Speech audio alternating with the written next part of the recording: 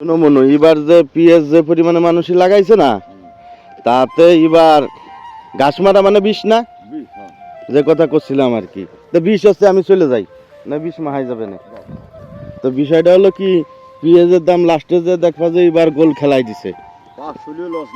ঠিক আছে, কারণ পিএস ধানের জমি বাদ দিয়েও মানে পিএস লাগাইছে সব। এই ধানের জমিগুলো ধানের দাম বেড়ে যাবে না। হ্যাঁ হ্যাঁ, সে আসলে চোর, কৃষক না, সে হলো চোর। পেঁয়াজের লস যে বলবে সে আসলে চোর, সে আসলে কৃষক না।